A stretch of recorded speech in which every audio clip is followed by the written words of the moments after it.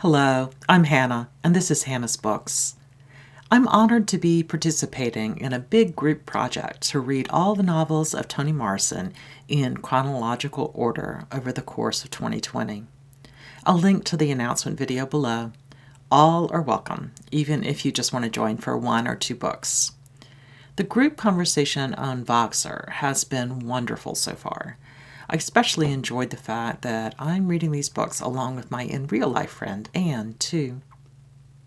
When I read Morrison's first novel, The Bluest Eye, last month, I was really taken with how carefully and deliberately constructed the novel is. The narrative as a whole is a circle, while the entire story is also a retelling of a short passage from a children's book. Individual plot lines and individual characterizations echo each other throughout the book, clearly speaking to each other and through each other in palimpsestic ways, accreting meaning to the words as we go. The same is true in Sula, although the effect is different.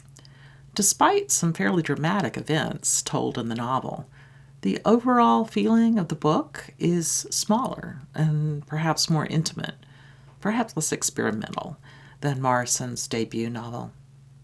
Sula has both a circular structure and a linear or chronological narrative. Over the course of the novel, Morrison repeats themes and plot lines, putting them together in new ways that build on their meaning with every step. Because of these deep echoes and the circularity of the novel, I don't think I could talk about this book without giving some of the plot lines from the latter part of the book, although I'll try to be subtle, or perhaps just annoyingly opaque. My personal feeling is that divulging these plot lines will in no way spoil this book, since nothing hinges on the surprises. And in fact, knowing the basic plot line makes it easier to see how Morrison is working. This is very much the kind of book that needs to be read and reread, since I think we can get more and more out of it when we start anew, turning the circle back to page 1. Still, especially if you care about such issues, you might wait to watch this video until after you've read the book for the first time. In the very first sentence of Sula, readers are invited into what Morrison starts by calling that place, a place where, at the moment when we first come to the story, the nightshade and blackberry patches are being removed in order to establish a golf course for the white residents of Medallion, Ohio. We then learn that in previous years, the area was a primarily black neighborhood called the Bottom, despite the fact that the community was in the hills above the valley town. And it's during those times when the majority of the action of the novel takes place. Immediately, we're thrown into a world where everything sometimes seems upside down, starting with the name of the neighborhood. Why was land in the hills above the valley named Bottom? The story Morrison tells is that a white farmer promised bottom land to his slave if the slave would complete a very difficult task for the slaveholder. When the slave completed the work, the farmer told him that he was afraid he had to give him valley land, despite promising him a piece of the bottom land. When the enslaved man expressed his confusion and said he thought the valley land was the bottom land, the slaveholder pointed to the hills and told him that's bottom land, rich and fertile, claiming that it might be high hills for the residents of the valley, but it was the bottom of heaven for God. Quote, best land there is. Although the black man had been cheated out of ownership of valley land, the developing black population of the Bottom took, quote, small consolation in the fact that every day they could literally look down on the white folks. The second chapter gives us an introduction to Shadrach, a man who comes to the Bottom after fighting in World War I, shell-shocked and terrified by the events he'd witnessed during the war. He survives by separating himself from those memories as much as he can, by trying to sequester away the threat of sudden death. Morrison tells us that Shadrach has to make a place for fear as a way of controlling it. If one day a year were devoted to sudden death, he and everybody else could, quote, get it out of the way, and the rest of the year would be safe and free. He wanted to celebrate a certain kind of control over death, and he called his one day a year National Suicide Day. As time went on, the community overcame their skepticism and began to support him, treating National Suicide Day as a normal part of the calendar of celebrations and remembrances. We readers are now 2 chapters in and haven't met or even heard of any of the main characters. In the 3rd chapter, we do meet one of them, but even so, she isn't at her home in the bottom. I'm not sure why, but Morrison chooses to make us outsiders, looking in on a world for a long time before we're brought in closer. Here in Chapter 3, we meet Nell Wright and her mother Helene, a woman who desperately wanted her child to be conventional in the hopes that it would make her respected and dignified in the eyes of the world, including the white world. But even in the first few pages of this section, we see that Helene's desire for and commitment to dignity has failed her when she's out in the world. Her dressing of respectability does not keep white men from treating her with disdain. Watching the disrespect towards her mother burns into Nell, as does the experience of assorted structural aspects of discrimination which the two experience as they travel in the South.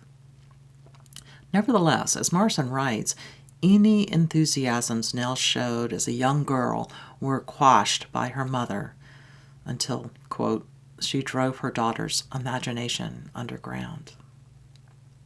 It's not until the very end of this chapter that we meet the titular character Sula, a free-spirited and unconventional girl from a family of strong and unconventional women who soon becomes Nell's best friend, and someone who helps to pull out Nell's independence and imagination again, that sense of meanness, as Morrison says, that Nell has just begun to feel. The two come to understand the fact that both freedom and triumph were forbidden to them, as Morrison writes, because they were neither white nor male. One of the girls seems to be the sweet blackberry, and the other the toxic nightshade plant. But just as we saw in the first sentence, the 2 plants and the 2 girls grow and thrive together in the same soil. And the book shows us that they're not really so different after all. Sula's grandmother, Eva, sets an example of a person who will do anything, including things that seem almost mad, in order to protect the people she loves and to ensure their survival. Morrison implies that Eva has cut off her own leg to earn the money from the insurance policy, not for her own sake, but so she can support her children. The incident is echoed later on when her granddaughter cuts off the tip of her finger to offer protection to her friend Nell.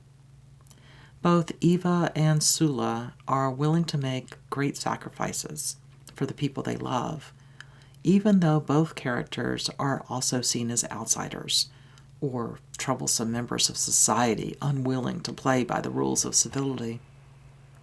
There is so much to talk about in this book, perhaps especially the symbolism and imagery which the Voxer discussion group considered as part folk beliefs, part magical realism, and part a reaction to the intense racism and violence of the community's historical experiences. Alba from the channel Seriella put her finger on it. The omens are a literary representation of cultural PTSD. And perhaps just like Shadrach's National Suicide Day, the society's belief in signs and omens might function as a way to give order and predictability to a situation of disorder and chaos. Signs and portents can help us impose meaning and understanding on random occurrences. In addition to the use of symbols, that is, signs seen as signs by the community, Morrison chooses to use character names as additional flashpoints of meaning. Sula's last name is Peace, an irony given the moments of violence that echo through her family. But the name is also a reflection of her sense of self-acceptance, and perhaps a reflection of her ending. Nell's last name is Wright, W-R-I-G-H-T, with the homophonic echo of right with an R, doing the right thing, the behavior that is socially acceptable.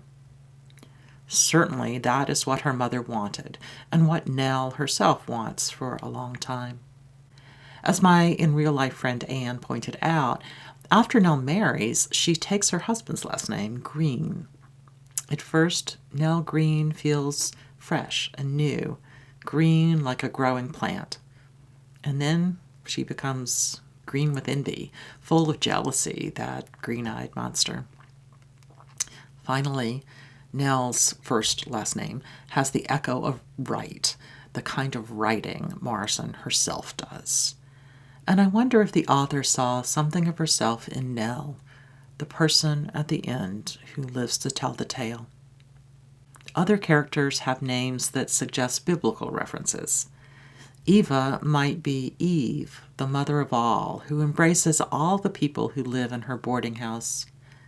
Jude betrays Nell in ways that echo the betrayal of Jesus by Judas. Shadrach is not burned by the fire, etc. While we're on biblical imagery, Sula has a birthmark on her face, one that many people see as a rose on a stem, but which one character sees as a snake, an image intensifying her portrayal as a temptress of men. I'm not sure what to make of it, but several of the characters have childlike names connected to folk tales and rhymes. Tar Baby is a name from Uncle Remus. Teapot echoes I'm a Little Teapot rhyme. And Chicken Little comes from the story where he thinks the sky is falling. And then there are the three unidentical, but nevertheless indistinguishable boys who never grow up, all three of whom go by the name Dewey. I kept thinking of Huey, Dewey, and Louie, the Disney ducks from the 1930s. Why does Morrison choose all these childlike names? It seems so deliberate, but I don't know what to do with it. If you have any ideas about this question, I'd love to hear in the comments. In addition to omens and symbolic names, Morrison uses some really dramatic, almost epic or biblical actions to carry symbolic meaning. Although they aren't exactly central points in the story, I would argue, deaths, especially deaths caused by water and by fire, are essential to Morrison's development of characters. Fairly early in the book, we see Eva Peace, Nell's grandmother, with her extraordinary fierceness, acting in an unthinkable way that we come to understand is nevertheless meant out of great love. While her sleeping and drug-addled son lays in his bed, she baptizes him with kerosene and lights the match. The scene is echoed later when we see another person she loves die in flames, despite the fact that Eva risked her own life to save this person. Others in the book die in water. First, a young boy is drowned when his hands slip out of another character's hands. And then many other characters are drowned in a cinematic ending portrayed as if from a distance. What matters in the story is not the deaths themselves, as much as that might sound unbelievable, but the way the main characters respond to the death of others. To what degree are they complicit in the deaths? To what degree do they watch without action? Perhaps most importantly, we see one supposedly good character and one supposedly bad character respond in the same way, with inaction in the face of death and dying, and perhaps even with pleasure and excitement. Does that complicate the categories of good and bad, of the toxic nightshade and the sweet blackberry? Are these two women really twins of each other when we know the larger story? Interestingly, these moments of death, these baptisms by fire and by water, are replicated in the quiet and natural death of one of the main characters, a woman who's agitated and has a fever, which Morrison calls a kind of burning, which carries her into, quote, a sleep of water always. Perhaps the most powerful part of the book for me was the way Morrison makes even the most disturbing characters and their most disturbing actions seem understandable and deeply human. That was true for The Bluest Eye, and it's true for Sula as well. When we read about something which we might think is a terrible action, the book then shifts and turns until we're able to see the events with far more understanding and empathy. Similarly, whenever we think a character is good, that a character is on the right side of something or other, it won't be long until we realize that the full story is a lot more complicated, that what is good and what is bad are mirrors of each other, just as hard to distinguish between as the Deweys are. Through it all, Morrison asks us to treat every single character as a human deserving our compassion, that all of us are at once both imperfect and perfect. The lesson we've learned by the end of the book is that for these two perfectly imperfect women, these two not identical but still twinned characters, their relationship with each other matters far more than any romantic interest either of them ever had with the men they slept with or married. At the end of the book, after Sula has died, Nell finally begins to understand that fact, and she realizes that her story has, quote, no bottom, and it had no top, just circles and circles of sorrow. I can't wait to pick up Morrison's next book, Song of Solomon, a novel published in 1977, telling the story of Milkman Dead, an African-American man living in Michigan. Unlike both The Bluest Eye and Sula, Song of Solomon is a book I've never read before, despite my long love for Morrison's early work. I hope many of you will read with us for Toni Morrison 2020. Thanks for joining me today. See you soon on Hannah's Books.